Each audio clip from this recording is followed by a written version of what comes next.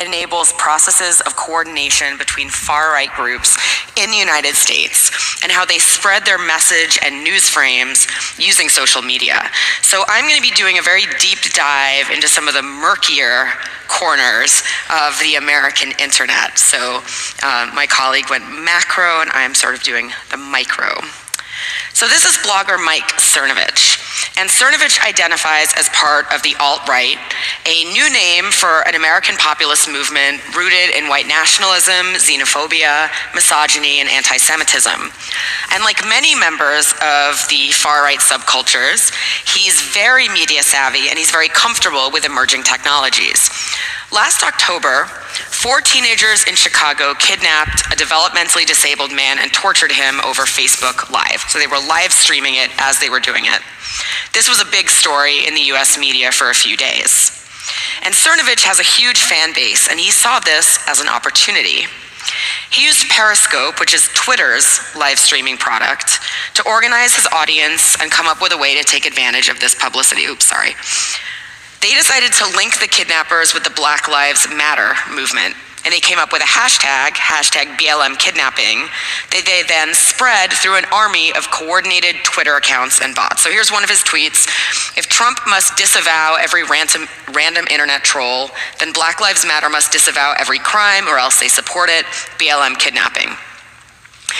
This hashtag was used 480,000 times within 24 hours.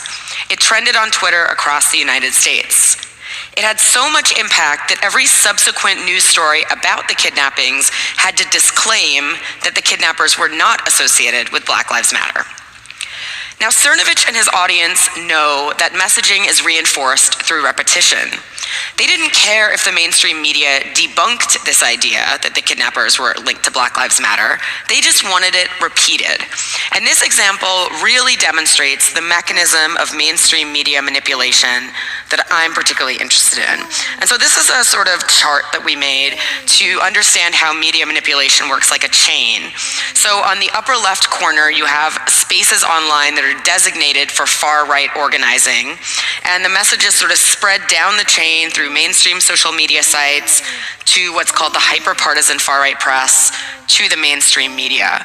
So up in the left, we have spaces like image boards like 4chan and 8chan. These are the very murky corners where you only go if you're really interested in these ideas, but also a set of technologies known as alt tech. That's because in the United States, people have been working very hard to kick the alt-right off of mainstream social media, and so in response, they have built their own. So Vote is a far-right Reddit clone. Gab AI is a far-right Twitter clone. And in spaces like this, there's sort of no holds barred, talk about whatever you want, be as extreme as you want. And in many of these spaces, people are discussing strategies and planning interventions to spread far-right messaging.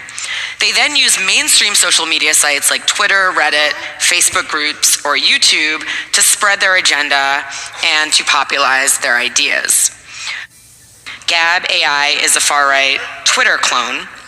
And in spaces like this, there's sort of no holds barred, talk about whatever you want, be as extreme as you want. And in many of these spaces, people are discussing strategies and planning interventions to spread far-right messaging.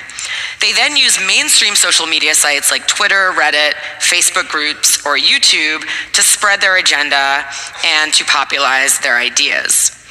The most successful of these rumors and ideas are then spread through what are called the hyper-partisan far-right press. And these are sites like Breitbart, The Daily Caller, and InfoWars that are relatively new. They've sprung up in the US in basically the last 2 years.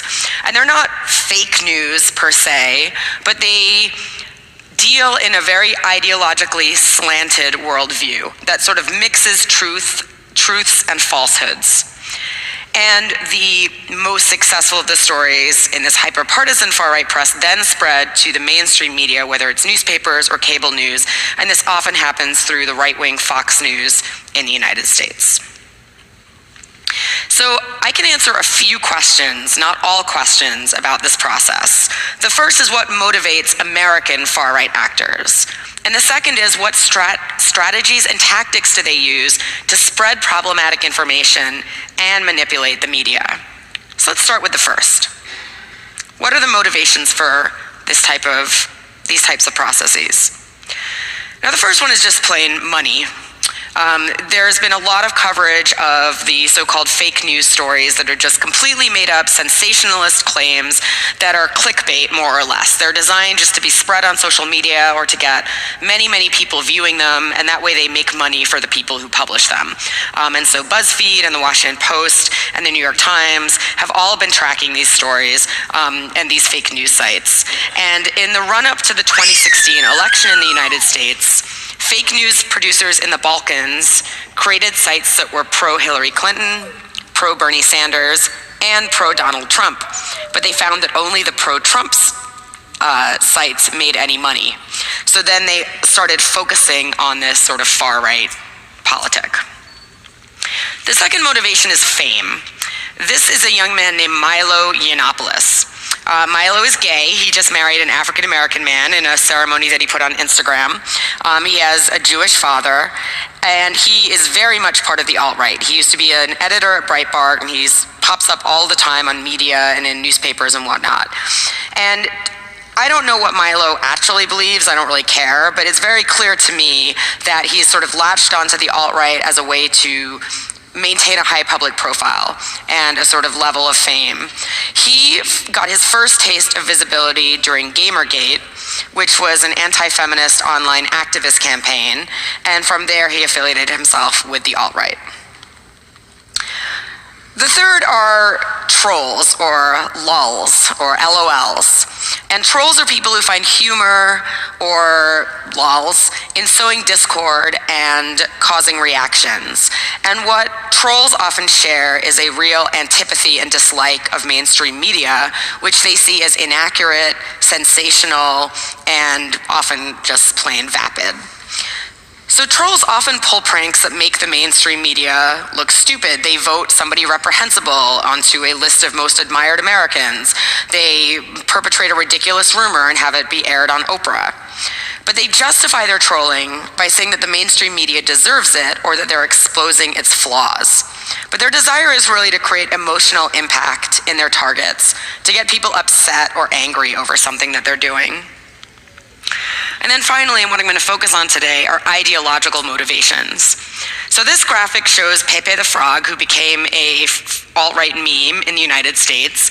And what it shows is a grouping of different people with different ideological agendas. So you have people who are anti-feminism, people who are anti-immigration, Southern pride, traditionalist Christians, neo-Nazis. The Red Pill is a pickup artist site, I'll talk about that in a little bit, and gamers. So this is a vast array of beliefs. Like, there's so many subcultures in this grouping of people. And they have different ideological motivations, but their ideologies, importantly, do not conflict. They're simply different levels on a spectrum. If you look at them, they're cohesive as a whole. Generally, what they share is an ideological pushback on liberal culture. They see this as a perceived attack on their identity. They see feminism as a movement to oppress men. They see Black Lives Matter as a racist movement against white people.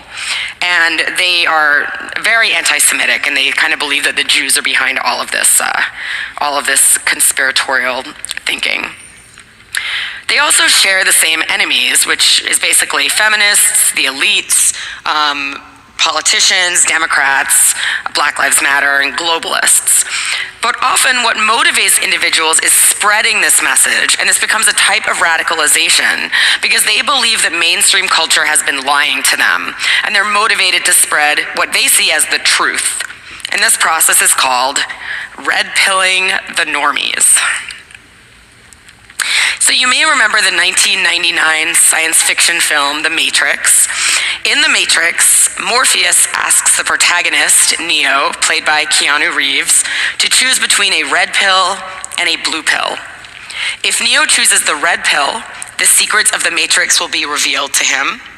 If he sticks with the blue pill, he will go back to his normal, everyday life.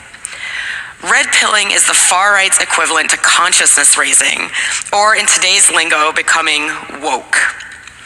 It's waking up to what they see as reality: sexism against men, white genocide, or a vast Jewish conspiracy.